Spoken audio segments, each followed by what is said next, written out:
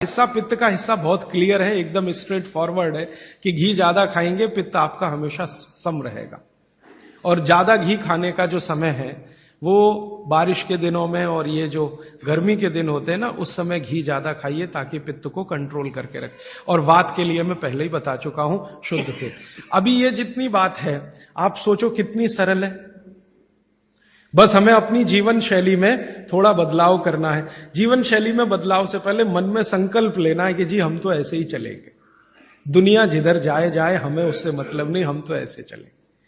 तो ये तीन चीजें अगर आपने देख ली तो बहुत अच्छा है। अब थोड़ा आगे चलें, अब और दूसरी चीजों पे मैं चलता हूं कि और कौन कौन सी चीजें हैं जो आपके आसपास हैं और आपके वात पित्त कफ तीनों को सम पे लाने में मदद कर सकती है। ये तीनों समभाग में रहें तो अच्छा होता है। और कौन कौन सी चीजें हैं? तो भागवती जी कहते हैं रसोई के बाहर जाने की जरूरत ही नहीं, सब वहीं है। भागवती जी ने एक सूत्र लिखा है, दुनिया का सबसे बड़ा औषधि केंद्र हमारा रसोई घर है। सबसे बड़ा औषधि केंद्र रसोई घर है। अब दुर्भाग्य से हम रसोई में जिनको मसाला कहते हैं ना, मसाला, वहां मसाला कुछ नहीं है, सब औषधि है। मसाले का और औषधि का अंतर मालूम है? ये मसाला तो शब्द ही भारत का नहीं है, पहले तो ये बता दूंगा। ये अरबिक शब्द है, फारसी से अरबी में आया, अरबी से हमारे घुस गया, हिंदी में और जगह जगह घुस गया। ये विदेशी आए तो ये शब्द भी आया। हिंदुस्तान में 17वीं 18वीं शताब्दी का साहित्य जब मैं पढ़ता हूं तो जब तक मुगलों का राज्य रहा तब तक मसाले शब्द का बहुत उपयोग है। मुगलों के राज्य के पहले एक भी जगह किसी भी शास्त्र में मसाला नहीं है। चरक संहिता पढ़ी मैंने, कहीं भी मसाला नहीं है उसमें। सुश्रुत में कहीं मसाला नहीं है, बागवट की कहीं मसाला नहीं है। पुराने जितने लेखक हुए हैं ना 10वीं शताब्दी के पहले के, कहीं भी किसी ने मसाले शब्द का इस्तेमाल ही नहीं किया। हर जगह है तो औषधि है, औषधि औषधि, जीरा औषधि, धनिया औषधि, ये औषधि के रूप में है। तो इनकी जो प्रॉपर्टीज हैं रसोई घर की, औषधियों की, ये सब आपके चिकित्सा के लिए है।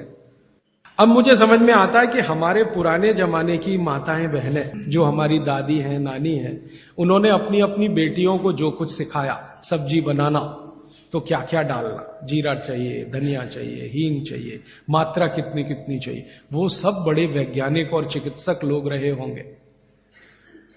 क्योंकि रोज हमारे शरीर में वात पित्त कफ की स्थिति सम और असम होती रहती है। आप जानते हैं सुबह जो है ना वात ज्यादा होता है शरीर में, सुबह सुबह, दोपहर को पित्त ज्यादा होता है, शाम को कफ ज्यादा होता है। तो ये पूरे 24 घंटे में ऊपर नीचे होता रहता है। तो 24 घंटे में जो वात पित्त कफ ऊपर नीचे होता रहता है तो सब्जियों में उसी के हिसाब से औषधियां डाली जाती है। जैसे दोपहर की सब्जी बने, दोपहर की, तो मेरी दादी को मैंने देखा था कि दोपहर की सब्जी बनाएगी तो अजवाइन जरूर डालेगी उसमें, और वही सब्जी रात को बनाती थी तो अजवाइन नहीं डालती थी। तो एक दिन मैंने दादी से पूछा कि यही सब्जी दोपहर को मैंने खाई तो इसमें अजवाइन थी, शाम को खाई तो नहीं, क्यों? तो उसने उत्तर तो नहीं दिया। तो उसने कहा मेरी मां ने ऐसा सिखाया। बस बात खत्म हो गई। अब उस समय मैं भी मान लिया कि ठीक है, उसकी मां ने सिखाया। अब जब मैंने काम शुरू किया ये चिकित्सा पर, तब मेरे समझ में आया कि अजवाइन जो है पित्तनाशक है। घी के बाद, देशी गाय के घी के बाद जो सबसे ज्यादा पित्तनाशक दूसरी कोई चीज है तो वो अजवाइन है। और दोपहर को पित्त भड़कता है, आप जानते हैं, और वो स्वाभाविक है क्योंकि खाना खाने के लिए पित्त भड़कना ही चाहिए। तो उस समय अजवाइन डाली जाती है सब्जी में, क्योंकि दोपहर को ही शरीर को अजवाइन की जरूरत होती है पित्त को सम पे लाने के लिए। तो भारत में ज्यादातर माताएं बहनें ये बात जानती हैं कि दोपहर की सब्जी में अजवाइन चाहिए। दोपहर का दही है ना, दही का मट्ठा, उसमें भी अजवाइन का बघार लगता है। दोपहर की जितनी भी चीजें हैं ज्यादातर अजवाइन ग्रस्त होती हैं या अजवाइन से बनती हैं, क्योंकि पित्त को सम पे रखना है।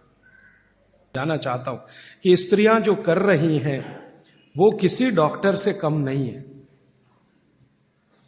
बस अंतर इतना है कि डॉक्टर को आप फीस देकर उससे एडवाइस ले रहे हैं। हमारी दादी नानी फोकट में वही एडवाइस दे रही है, धनिया खाओ, जीरा खाओ और ये अजवाइन खाओ, आपके पेट की गैस खत्म हो जाएगी।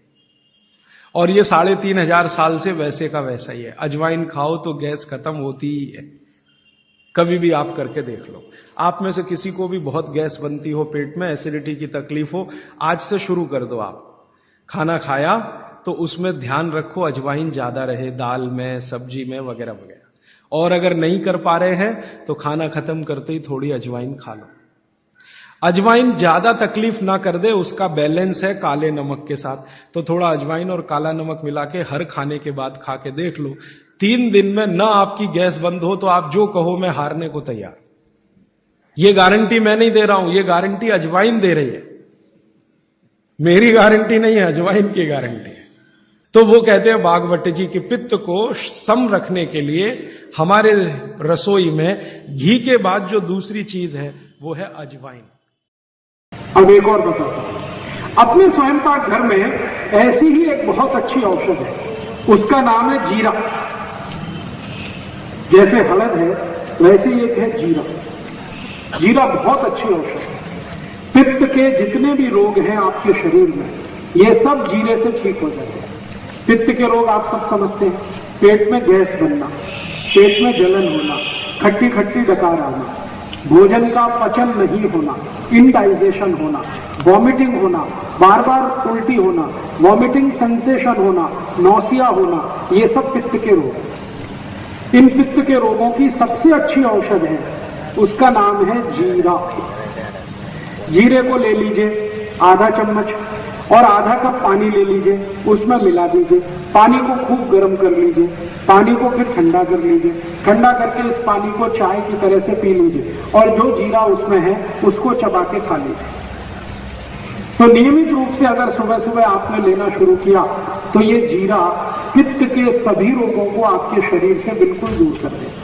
गैस बनना बंद हो जाएगी, खट्टी डकारें आना बंद हो जाएंगी, भोजन की जो अपच है वो ठीक हो जाएगी, वॉमिटिंग सेंसेशन बिल्कुल ठीक हो जाएगा, इनडाइजेशन बिल्कुल ठीक हो जाएगा।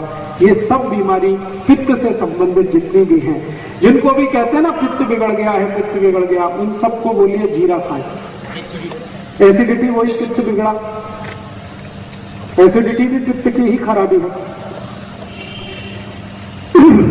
तो जीरा बहुत अच्छी औषध।